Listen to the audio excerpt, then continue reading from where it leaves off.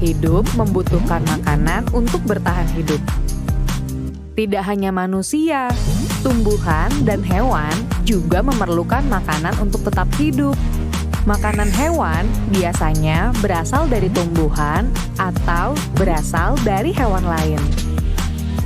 Tumbuhan yang memiliki zat hijau daun dapat membuat makanannya sendiri dengan cara menyerap air yang mengandung zat hara dan gas karbon dioksida, yang kemudian diubah menjadi makanannya dengan bantuan cahaya matahari.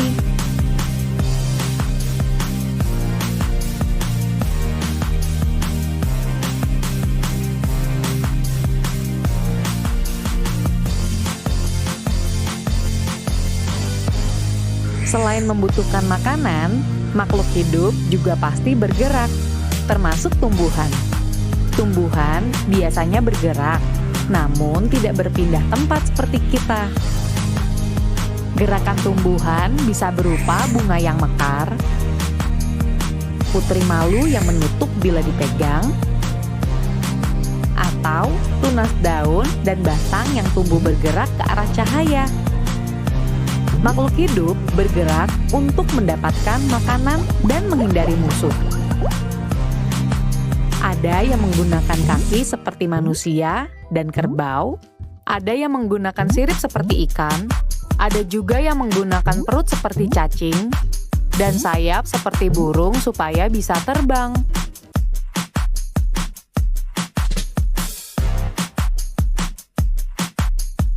Seluruh makhluk hidup pasti bertumbuh.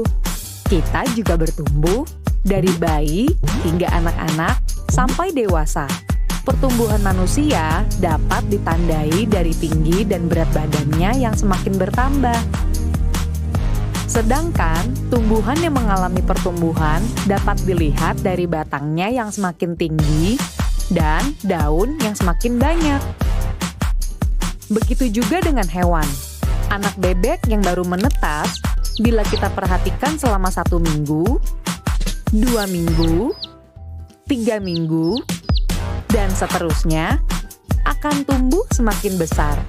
Berat dan tingginya juga akan semakin bertambah, hingga berukuran sama seperti induknya.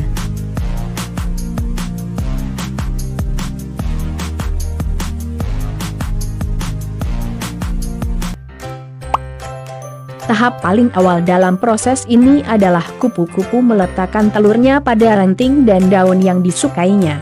Umumnya kupu-kupu akan meletakkan telurnya di ujung daun atau di bawah daun. Telur kupu-kupu biasanya membutuhkan waktu sekitar 3-5 hari untuk menetas. Setelah telur menetas, seekor larva atau ulat akan keluar dari cangkang dan mulai mencari makan berupa dedaunan di sekitarnya. Ulat ini juga akan mengalami proses alami pergantian kulit sebanyak 5-6 kali. Setelah ulat merasa cukup untuk makan, ia akan mencari tempat untuk menjadi sebuah kepompong. Kepompong biasanya dibungkus dengan sesuatu yang berwarna coklat dan keras. Kepompong akan berpuasa selama 7-20 hari dengan tidak makan dan tidak minum. Waktu kepompong ini biasanya berbeda-beda tergantung spesiesnya. Kepompong akan berubah menjadi seekor kupu-kupu. Pada mulanya kupu-kupu akan keluar dari kepompong dengan sayap yang masih kecil, kusut, dan basah karena ada cairan. Cairan ini sebenarnya berguna membantu pembesaran sayap kupu-kupu. Cairan ini disebut dengan hemolimf. Setelah keluar dari cangkang kepompong, kupu-kupu akan merangkak ke atas dahan, agar tubuhnya mengering, dan sayapnya bisa berfungsi dengan normal.